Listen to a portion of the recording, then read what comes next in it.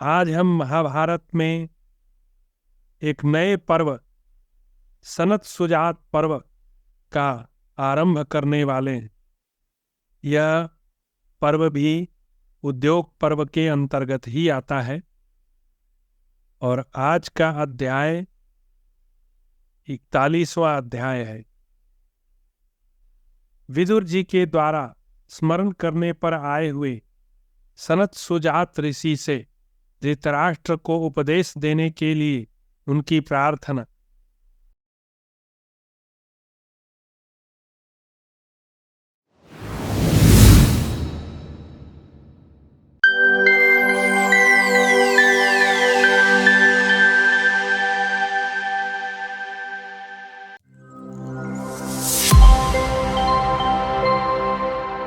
धृतराष्ट्र बोले, विदुर, यदि तुम्हारी वाणी से कुछ और कहना शेष रह गया हो तो कहो। मुझे उसे सुनने की बड़ी इच्छा है, क्योंकि तुम्हारे कहने का ढंग विलक्षण है। विदुर ने कहा, भरतवंशी धृतराष्ट्र, कुमार सनत सुजात नाम से विख्यात जो ब्रह्मा जी के पुत्र परम प्राचीन सनातन ऋषि हैं, उन्होंने एक बार कहा था, मृत्यु है ही नहीं। महाराज, वे समस्त बुद्धिमानों में श्रेष्ठ हैं। वे ही आपके हृदय में स्थित व्यक्त और अव्यक्त सभी प्रकार के प्रश्नों का उत्तर देंगे। धृतराष्ट्र ने कहा, विदुर, क्या तुम उस तत्व को नहीं जानते जिसे अब पुनः सनातन ऋषि मुझे बतावेंगे? यदि तुम्हारी बुद्धि कुछ भी काम देती हो तो तुम ही मुझे उपदेश करो। विदुर जी बोले, राजन, मेरा जन्म शूद्रा स्त्री के गर्भ से हुआ है, अतः मेरा अधिकार न होने से इसके अतिरिक्त और कोई उपदेश देने का मैं साहस नहीं कर सकता। किंतु कुमार सनत सुजात की बुद्धि सनातन है, मैं उसे जानता हूं। ब्राह्मण योनि में जिनका जन्म हुआ है, वह यदि गोपनीय तत्व का प्रतिपादन कर दे तो देवताओं की निंदा का पात्र नहीं बनता। इसी कारण मैं आपको ऐसा कह रहा हूं। धृतराष्ट्र ने कहा, विदुर, उन परम प्राचीन सनातन ऋषि का पता मुझे बताओ। भला इसी देह से यहाँ ही उनका समागम कैसे हो सकता है? वैशंपायन जी कहते हैं, राजन, तदनंतर विदुर जी ने उत्तम व्रत वाले उन सनातन ऋषि का स्मरण किया। उन्होंने भी यह जानकर कि विदुर मेरा स्मरण कर रहे हैं, प्रत्यक्ष दर्शन दे दिया। विदुर ने शास्त्रोक्त विधि से पाद्य अर्घ्य एवं मधुपर्क आदि अर्पण करके उनका स्वागत किया। इसके बाद जब वे सुखपूर्वक बैठकर विश्राम करने लगे, तब विदुर ने उनसे कहा, भगवान, धृतराष्ट्र के हृदय में कुछ संशय है, जिसका समाधान मेरे द्वारा किया जाना उचित नहीं है। आप ही इस विषय का निरूपण करने योग्य हैं, जिसे सुनकर ये नरेश सब दुखों से पार हो जाए। लाभ हानि, प्रिय अप्रिय, जरा मृत्यु, भय अमर्ष, भूख प्यास, मद ऐश्वर्य, चिंता आलस्य, काम क्रोध अथवा अवनति उन्नति, ये इन्हें कष्ट न पहुंचा सकें। सनत सुजात जी के द्वारा धृतराष्ट्र के विविध प्रश्नों का उत्तर। अध्याय 42। वैशंपायन जी कहते हैं, जन्मेजय, तदनंतर बुद्धिमान एवं महामना राजा धृतराष्ट्र ने विदुर के कहे हुए उस वचन का भली भांति आदर करके उत्कृष्ट ज्ञान की इच्छा से एकांत में सनत सुजात मुनि से प्रश्न किया। धृतराष्ट्र बोले, सनत सुजात जी, मैं यह सुना हूं कि मृत्यु है ही नहीं, ऐसा आपका सिद्धांत है। साथ ही यह भी सुना है कि देवता और असुरों ने मृत्यु से बचने के लिए ब्रह्मचर्य का पालन किया था। इन दोनों में से कौन सी बात यथार्थ है? सनत सुजात जी ने कहा, राजन, इस विषय में दो पक्ष हैं। मृत्यु है और वह ब्रह्मचर्य पालन रूप कर्म से दूर होती है, यह एक पक्ष है, और मृत्यु है ही नहीं, यह दूसरा पक्ष है। परंतु यह बात जैसी है वह मैं तुमको बताता हूं, सुनो, और मेरे कथन में संदेह न करना। धृतराष्ट्र, क्षत्रिय इस प्रश्न के उक्त दोनों ही पहलुओं को सत्य समझो। कुछ विद्वानों ने मोहवश इस मृत्यु की सत्ता स्वीकार की है, किंतु मेरा कहना तो यह है कि प्रमाद ही मृत्यु है और अप्रमाद ही अमृत है। प्रमाद के ही कारण असुरगण असुरी संपत्ति वाले मृत्यु से पराजित हुए और अप्रमाद से ही देवगण देवी संपत्ति वाले ब्रह्मस्वरूप हुए। यह निश्चय है कि मृत्यु व्याघ्र के समान प्राणियों का भक्षण नहीं करती, क्योंकि उसका कोई रूप देखने में नहीं आता। कुछ लोग इस प्रमाद से भिन्न यम को मृत्यु कहते हैं और हृदय से दृढ़ता पूर्वक पालन किए हुए ब्रह्मचर्य को ही अमृत मानते हैं। यमदेव पितृलोक में शासन करते हैं। वे पुण्यात्माओं के लिए मंगलमय, पापियों के लिए अमंगलमय हैं। इन यम की आज्ञा से ही क्रोध, प्रमाद और लोभ रूपी मृत्यु मनुष्यों के विनाश में प्रवृत्त होती है। अहंकार के वशीभूत होकर विपरीत मार्ग पर चलता हुआ कोई भी मनुष्य परमात्मा का साक्षात्कार नहीं कर पाता। मनुष्य क्रोध, प्रमाद और लोभ से मोहित होकर अहंकार के अधीन हो इस लोक से जाकर पुनः पुनः जन्म मरण के चक्कर में पड़ते हैं। मरने के बाद उनके मन, इंद्रिया और प्राण भी साथ जाते हैं। शरीर से प्राण रूपी इंद्रियों का वियोग होने के कारण मृत्यु मरण संज्ञा को प्राप्त होती है। प्रारब्ध कर्म का उदय होने पर कर्म के फल में आसक्ति रखने वाले लोग देह त्याग के पश्चात परलोक का अनुगमन करते हैं, इसलिए वे मृत्यु को पार नहीं कर पाते। देहाभिमानी जीव परमात्मा साक्षात्कार के उपाय को न जानने से विषयों के उपभोग के कारण सब और नाना प्रकार की योनियों में भटकता रहता है। इस प्रकार विषयों का जो भोग है वह अवश्य ही इंद्रियों को महान मोह में डालने वाला है और इन झूठे विषयों में राग रखने वाले मनुष्य की उनकी ओर प्रवृत्ति होना स्वाभाविक है। मिथ्या भोगों में आसक्ति होने से जिसके अंतःकरण की ज्ञान शक्ति नष्ट हो गई है, वह सब और विषयों का चिंतन करता हुआ मन ही मन उनका आस्वादन करता है। पहले तो विषयों का चिंतन ही लोगों को मारे डालता है, इसके बाद वह काम और क्रोध को साथ लेकर पुनः जल्दी ही प्रहार करता है। इस प्रकार ये विषय चिंतन, काम और क्रोध ही विवेकहीन मनुष्यों को मृत्यु के निकट पहुंचाते हैं, परंतु जो स्थिर बुद्धि वाले पुरुष हैं वे धैर्य से मृत्यु को पार कर जाते हैं। अतः जो मृत्यु को जीतने की इच्छा रखता है उसे चाहिए कि परमात्मा का ध्यान करके विषयों को तुच्छ मानकर उन्हें कुछ भी न गिनते हुए उनकी कामनाओं को उत्पन्न होते ही नष्ट कर डाले। इस प्रकार जो विद्वान विषयों की इच्छा को मिटा देता है उसको साधारण प्राणियों की मृत्यु की भांति मृत्यु नहीं मारती, अर्थात वह जन्म मरण से मुक्त हो जाता है। कामनाओं के पीछे चलने वाला मनुष्य कामनाओं के साथ नष्ट हो जाता है, परंतु जो ज्ञानी पुरुष कामनाओं का त्याग कर देने पर जो कुछ भी जन्म मरण रूप दुख है उन सब को वह नष्ट कर देता है। काम ही समस्त प्राणियों के लिए मोहक होने के कारण तमोमय और अज्ञान रूप है तथा नरक के समान दुखदायी देखा जाता है। जैसे मद्यपान से मोहित हुए पुरुष चलते चलते गड्ढे की ओर दौड़ते हैं, वैसे ही कामी पुरुष सुख मानकर भोगों में सुख मानकर उनकी ओर दौड़ते हैं। जिसके चित्त की वृत्तियां विषय भोग से मोहित हुई हैं, उस ज्ञानी पुरुष का इस लोक में तिनकों के बनाए हुए व्याघ्र के समान मृत्यु क्या बिगाड़ सकती है। इसलिए राजन, विषय भोगों के मूल कारण रूपक ज्ञान को नष्ट करने की इच्छा से दूसरे किसी भी सांसारिक पदार्थ को कुछ भी न गिनकर उनका चिंतन त्याग देना चाहिए।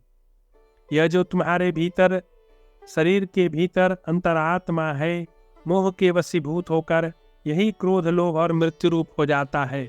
इस प्रकार मोह से होने वाली मृत्यु को जानकर जो ज्ञान निष्ठ हो जाता है वह इस लोक में मृत्यु से कभी नहीं डरता।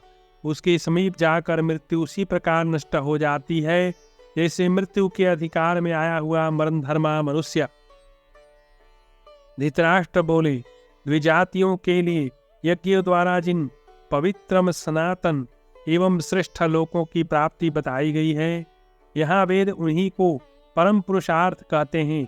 इस बात को जानने वाला विद्वान उत्तम कर्मों का आश्रय क्यों न ले। सनत सुजात ने कहा, राजन, अज्ञानी पुरुष इस प्रकार भिन्न भिन्न लोकों में गमन करता है तथा वेद कर्म के बहुत से प्रयोजन बताते हैं, परंतु जो निष्काम पुरुष है वह ज्ञान मार्ग के द्वारा अन्य सभी मार्गों का बाध करके परमात्मा स्वरूप होता हुआ ही परमात्मा को प्राप्त होता है। धृतराष्ट्र बोले, विद्वान, यदि परमात्मा ही क्रमशः इस संपूर्ण जगत के रूप में प्रकट है तो उस अजन्मा पुरातन पुरुष पर कौन शासन करता है, अथवा उसे इस रूप में आने की क्या आवश्यकता है और क्या सुख मिलता है, यह सब मुझे ठीक ठीक बताइए। सनत सुजात ने कहा, तुम्हारे इस प्रश्न के अनुसार जीव और ब्रह्म का विशेष भेद प्राप्त होता है, जिसे स्वीकार कर लेने पर वेद विरोध महान दोष की प्राप्ति होती है। अतएव अनादि माया के संबंध से जीवों का काम सुख आदि से संबंध होता रहता है। ऐसा होने पर भी जीव की महत्ता नष्ट नहीं होती, क्योंकि माया के संबंध से जीव के देह आदि पुनः उत्पन्न होते रहते हैं। जो नित्य स्वरूप भगवान है, वही परब्रह्म माया के सहयोग से इस विश्व ब्रह्मांड की सृष्टि करते हैं। वह माया उन्हीं परब्रह्म की शक्ति है। महात्मा पुरुष इसे मानते हैं। इस प्रकार के अर्थ के प्रतिपादन में वेद भी प्रमाण है। धृतराष्ट्र बोले, इस जगत में कुछ लोग ऐसे हैं जो धर्म का आचरण नहीं करते तथा कुछ लोग उसका आचरण करते हैं। अतः धर्म पाप के द्वारा नष्ट होता है या धर्म ही पाप को नष्ट कर देता है। सनत सुजात ने कहा, राजन, धर्म और पाप दोनों के पृथक पृथक फल होते हैं और उन दोनों का ही उपयोग करना पड़ता है, किंतु परमात्मा में स्थित होने पर विद्वान पुरुष इस परमात्मा के ज्ञान के द्वारा अपने पूर्वकृत पाप और पुण्य दोनों का नाश कर देता है। यह बात प्रसिद्ध है। यदि ऐसी स्थिति नहीं हुई तो देहाभिमानी मनुष्य कभी पुण्य फल को प्राप्त करता है, कभी क्रमशः प्राप्त हुए पूर्व पार्जित पाप के फल का अनुभव करता है। इस प्रकार पुण्य और पाप के जो स्वर्ग नरक दो अस्थिर फल हैं, उनका भोग करके वह पुनः तदनुसार कर्मों में लग जाता है।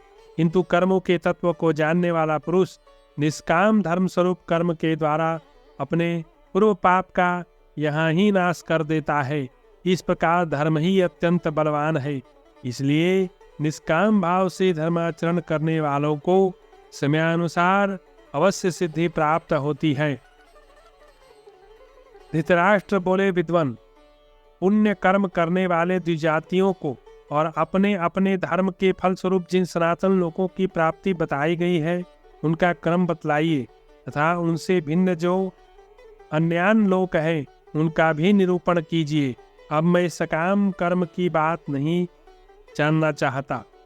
सनत सुजात ने कहा, जैसे दो बलवान वीरों में अपना बल बढ़ाने के निमित्त एक दूसरे से स्पर्धा रहती है, इसी प्रकार जो निष्काम भाव से यम नियम आदि के पालन में दूसरों से बढ़ने का प्रयास करते हैं, वे ब्राह्मण यहाँ से मरकर जाने के बाद ब्रह्मलोक में अपना प्रकाश फैलाते हैं। जिनकी धर्म के पालन में स्पर्धा है, उनके लिए वह ज्ञान का साधन है, किंतु वे ब्राह्मण यदि सकाम भाव से उसका अनुष्ठान करें तो मृत्यु के पश्चात यहाँ से देवताओं के निवास स्थान स्वर्ग में जाते हैं। ब्राह्मण के समय आचार की वेदवेत्ता पुरुष प्रशंसा करते हैं, किंतु जो धर्म पालन में बहिर्मुख है उसे अधिक महत्व नहीं देना चाहिए। जो निष्काम भाव पूर्वक धर्म का पालन करने से अंतर्मुख हो गया है, ऐसे पुरुष को श्रेष्ठ समझना चाहिए। जैसे वर्षा ऋतु में तृण घास आदि की बहुतायत है, इसी प्रकार जहाँ ब्राह्मण के योग्य अन्नपान आदि की अधिकता मालूम पड़े, उसी देश में रहकर वह जीवन निर्वाह करे, भूख प्यास से अपने को कष्ट नहीं पहुंचावे। किंतु जहाँ अपना महात्म्य प्रकाशित न करने पर भय और मंगल प्राप्त हो, वहाँ रहकर भी जो अपनी विशेषता प्रकट नहीं करता, वही श्रेष्ठ पुरुष है, दूसरा नहीं। जो किसी को आत्म प्रशंसा करते देख जलता नहीं तथा ब्राह्मणों के स्वत्व का उपभोग नहीं करता, उसके अन्न को स्वीकार करने में सत्पुरुषों की सम्मति है। जैसे कुत्ता अपना बमन किया हुआ भी खा लेता है, उसी प्रकार जो अपने प्रभाव का प्रदर्शन करके जीविका चलाते हैं, वे ब्राह्मण बमन का भोजन करने वाले हैं और इससे उनकी सदा ही अवनति होती है।